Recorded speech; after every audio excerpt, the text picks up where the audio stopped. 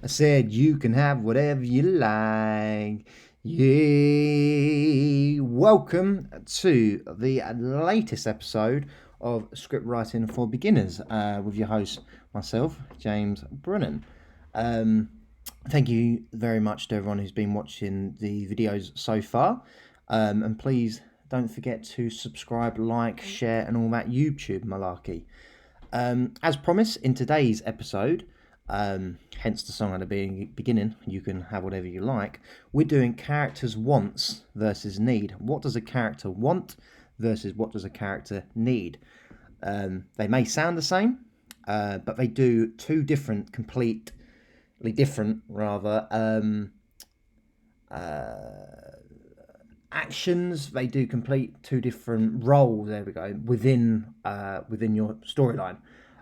So on today's episode, rather than focusing on format, which we've been doing, well, in all the videos really, we've been doing reading the screenplays of various scripts, looking at how they're formatted, how characters are established. Today we're going to focus on more inner script writing, which is obviously creating storyline and how to create conflict and how a storyline can be generated by your character's wants and needs, which is obviously behind any good script, it is all about character. Storyline almost comes second, because if you have a very strong character and what that character wants and needs to do, you can kind of base their actions around a storyline, if that makes sense. So if someone wants to be famous and they don't care about how they want to become famous, they can rob a bank. Boom, your storyline is them robbing a bank, all created by the mere fact that you thought about what does this guy want to do, become famous. So without further ado, let us begin. Don't be confused by a character's need with his goals. Basically what I've just said. What does your character need to achieve rather than he wants to achieve? So the difference here being, your character needs to achieve something that he isn't aware of, rather than what he is aware of wanting to achieve. It's tricky to get your head around. But if a character wants to become famous, that's it. That's his own goal. That's his own want.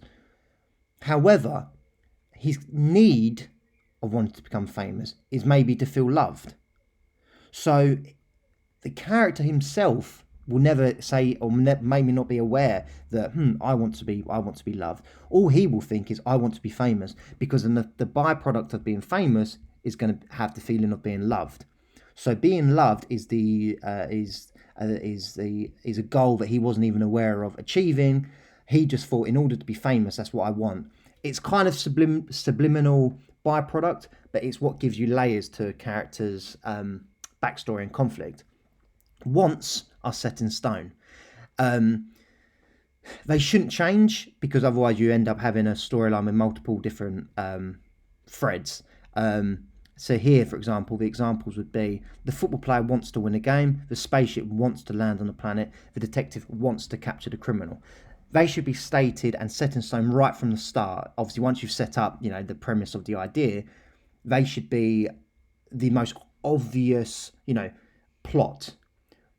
The footballer wants to win the game. No, you don't need to know why. You don't need to know how. He just wants to win the game. That tells you something about his character, but that is basically the premise for the idea. This needs to be visible to the audience. How your character achieves this is up to you. Show his actions either taking them closer towards achieving it or further away. So if we go by the example of a football player wants to win a game, how he achieves this, we could either have him training extra hard, which would again show you something about his character, or cheating, which shows you something about his character. Now, if he trains very, very, very hard, he's going closer towards achieving his goal. If he cheats and maybe does some dodgy drug testing type thing, he's moving further away from his goal, because that's going to obviously backfire. So you could have him doing the training to achieve his goal. That backfires. He then goes down the drug testing route. That backfires. Then he ultimately settles on something. So you can have 3 attempts of trying to achieve the goal. And that creates even more tension and drama, because you kind of think, is this going to be his last shot of achieving it? Needs are abstract, meaning they are a little bit flimsy, a little bit spiritual, a little bit not as black and white, not as obvious, not as they're more philosophical sometimes, more emotional, which is why here the emotion achieved by your character achieving their goal. So the reason the football player wants to win the game is because the football player needs to earn the respect. By earning respect, he feels wanted, he feels loved. The spaceship needs to defy the odds. The spaceship needs to land on the planet. The spaceship wants to land on the planet because the spaceship needs to defy the odds. Because maybe it's, again, feeling respected. You're defying the odds, therefore you're going to get credited. You're sticking the middle finger up to the people who told you who couldn't do it. The detective wants to capture the criminal. The detective needs closure. Now, I'd say these two, the detective and the detective, go very, very hand in hand. How many films have you watched where it's about a serial killer, and you always have a detective with such a troubled and traumatic past? Now, the reason writers do this is to relate their past to the reason why they're still a detective, or why capturing this serial killer is so important to them. Maybe it's because the serial killer killed their partner, killed their family, so they've got a personal investment into it rather than just doing it as a job. Now, wanting to capture a criminal is the detective's profession, and he could just do it and go right on to the next one. But within your storyline, making your character have closure because of what they do creates a three-dimensional, well-rounded character. So apologies about this. Final draft is just popping up. Where have we gone? There we go. It creates a well-rounded character, a character who just doesn't want to just do something because he just wants to do it. Who's going to see that? The best way to summarize it would be: wants drive the plot, needs drive the theme. Now, the difference here is the plot is another word for storyline. So a football player wants to win a game. It's about a football team who wants to win the league. The needs drive the theme. Now, the theme is the underlining emotional reasoning for wanting to achieve something, or the reasoning why they are there in the first place. So a football team wants to win the league because they all want to feel loved by the manager. They want to defy the odds.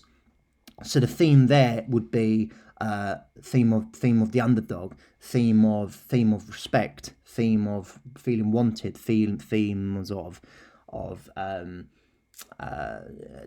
already said define the odds, but you catch my point. Now, examples within films already established. So just to give you an example of existing characters who show this in a very clear and obvious way. Obviously, there's going to be examples of characters in films which have such blurred lines of both, and I think to start out, try to keep it as basic as you can. Otherwise, you can end up writing a character which the audience don't necessarily like, because you kind of feel, well, if that's your need, sorry, if what you want is because what you need, I'm getting confused even talking about it. So, using Luke Skywalker from obviously Star Wars, the want of Luke Skywalker is to save the princess. Now, obviously, that is the storyline for the first film anyway. The need of Luke Skywalker, however, is to flee the nest to make something of his life. Now, that obviously is, again, defy the odds, feeling like you're wanted, feeling like you're made for bigger stuff. It's ambition being the main theme. Now, if Luke Skywalker didn't feel these emotions, he probably couldn't care less about saving the princess. Apart from, obviously, it's his destiny. But again, we don't know that in the first film. When we first meet Luke Skywalker, he's very bored. He knows he wants to do bigger and better things, but just doesn't know how. He gets the opportunity to potentially join this team to save the princess, knowing what he wants deep down is ambition. He knows he's made for better stuff. He accepts the offer, if that makes sense. Another example, Toy Story. which is interesting. On my next week's episode, we're going to take a look at the script for Soul, which is obviously Pixar's latest animation. It was very interesting, the difference between animation, because you would almost feel like if you're writing for children, can you be less, I don't want to say less professional, but less, do you still have to include the certain stuff that an adult film may contain? And the answer is yes, because if anything, kids pick up on um, slightly different things to what adults do, and especially a film like Toy Story, everyone can understand the relationship between Buzz and Woody, and Woody and Andy, and this feeling of loved and abandonedness, and etc. etc. So to write something that ignores all of this, you're just going to get something that appeals on a very, very basic level. Most stuff, even these short little shows on Channel 5 in the early hours of the morning to keep your kids entertained, will have some sort of storyline and some sort of wants and need. Otherwise, you're just watching two fluffy Jigglypuffs, bouncing up and down on the screen. So back to this. The want of Woody from Toy Story is to be Andy's best friend. Now, again, until it develops where he's got to save Buzz Lightyear, or the other way around, which, whoever gets lost first. But because I think it is, because Woody gets lost to begin with, doesn't he? Then he then feels like he needs to get back to Andy because he needs to feel important, the top toy. Now, obviously, that unravels where he's happy to be kind of co-partners with Buzz, but Woody is so determined to be Andy's best friend that he's gonna travel back. He's got to come back because he's got this inner problem, which again it can be a conflict of wanting to feel important. Now, as a storyline develops, his feeling of importance becomes one of unity. He's happy to kind of be level pegging, but at first he's a very selfish toy. I am Andy's best friend, no other toy is, which is why when Buzz comes along, there's a sense of jealousy because Buzz is interfering with Woody's inner need to want to feel important, wanting to feel like the top toy. Buzz, on the other hand, the want of Buzz from Toy Story is to save the world before he obviously realizes he's not a toy. But the need of Buzz, I guess, would be to feel like he has a home once he realizes he's not a toy anymore, and he realizes that he's not a spaceman and he's actually a toy. He's going to feel like I'm lost. So the two going hand in hand. You got one on the one hand, he feels like he needs to save the world, but then on the other hand, he actually realizes, no, I need to save myself. Quite deep, but I've just said Pixar and animation films can go deep. Now you might be thinking, hold up a minute, James. These are all the protagonists. What about the antagonists? What about your villains in all this? Villains can also have this. Any good villain should have deeper meanings to why they're doing certain actions, especially when you're dealing with serial killers, gangsters and such. There's been a lot of serial killer films where once the serial killer is revealed, the killer could be killing people in such a wacky way, and it's never revealed why. It only just is, they went a bit insane when they were younger, and they had maybe a troubled past, which led them to this. But what's the reasons why they're actually killing in the way that they are? Which is why I chose Hannibal Lecter as a great example of creating reasons for why he is like that. Hannibal Lecter wants to help the FBI. However, Hannibal Lecter needs to feel important, vital, clever than the rest of us. So, does he really want to help the FBI? Probably not. But it's an opportunity for him to feel important, vital, clever than the rest of us. It's a chance for him to show off. And as we know, Hannibal Lecter is such an egomaniac. He loves the attention being on himself. So if the FBI didn't come along, Hannibal Lecter has no chance to show this. And it's almost like, you could argue, we never really learn in the Silence of the Lambs anyway why Hannibal Lecter decided to eat the people. This is just, I guess, a unique way of having an interesting character. As the storyline develops, you can, especially with Hannibal Rising, I think it kind of comes clear. It's like they ate people to stay alive back in the day. I think that was the gist of it. But one of the best examples would be Seven, with Kevin Spacey's character as John Doe. Now, John Doe is a name given to a body at a crime scene who they can't identify, so they just call it John Doe, and that was the name of his character. Now, he decides to kill people in the style of the Seven Deadly Sins.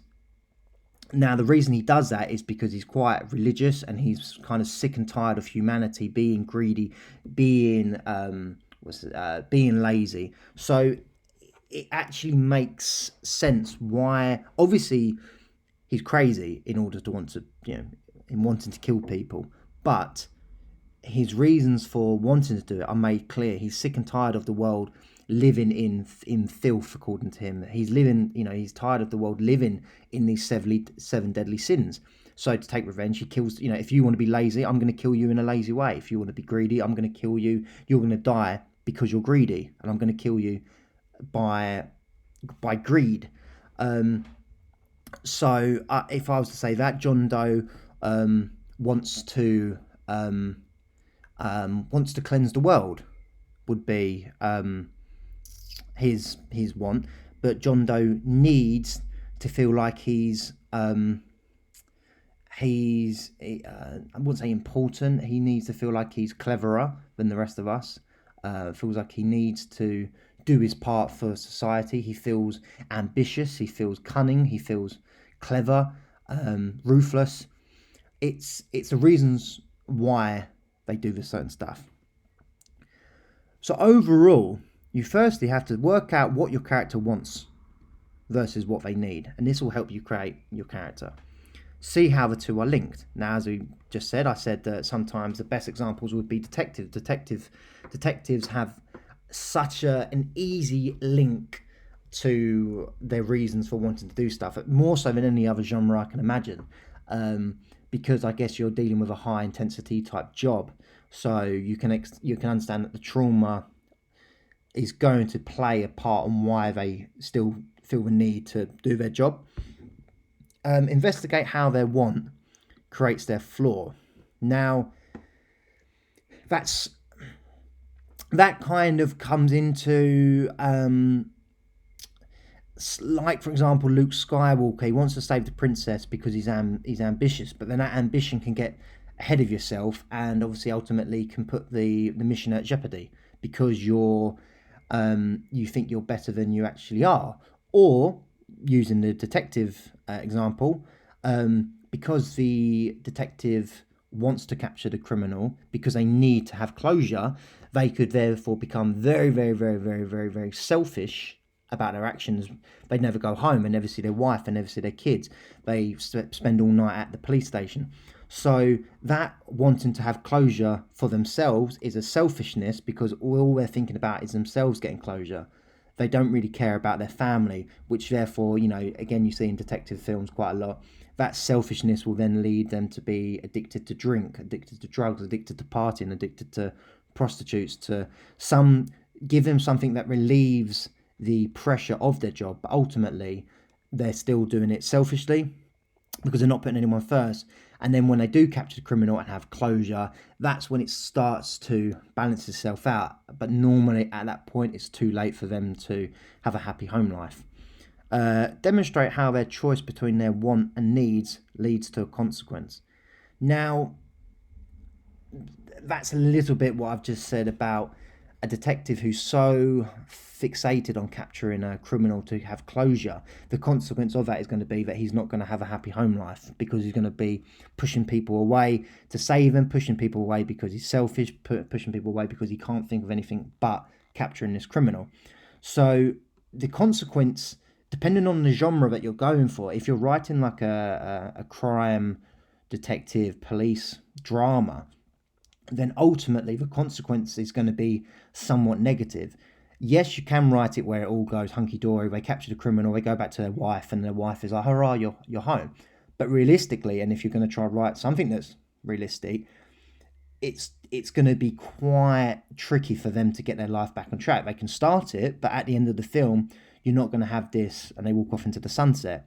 If you're writing something that's about a hero's journey, which is another lesson I'm going to be doing about how Star Wars especially has the archetypes and of a medieval hero's journey, you can have the ending having a good consequence. The consequences of their actions meant that they saved the world. Luke Skywalker, because of his ambition and feeling like he was made for better stuff, decides to rescue the princess, and by doing so, saves the galaxy. And that's kind of the obviously there was other films that spun off from it, but in terms of how to sum up the first film, it's almost need plus want equals consequence. So need of wanting to feel like you're made for better stuff, ambition, plus your want of wanting to save the princess equals you're going to save the galaxy. And that is obviously a good consequence rather than something that's negative. But you as the writer can steer it in whatever way you want. Just make sure that you set in stone early on the difference between their wants and needs. Otherwise, the audience themselves are going to get slightly confused. But as I say, this episode was slightly different and a bit quicker than usual, even though I probably have waffled on just as much, because I wanted to focus on how to create story slightly, and story comes from character rather than the formatting.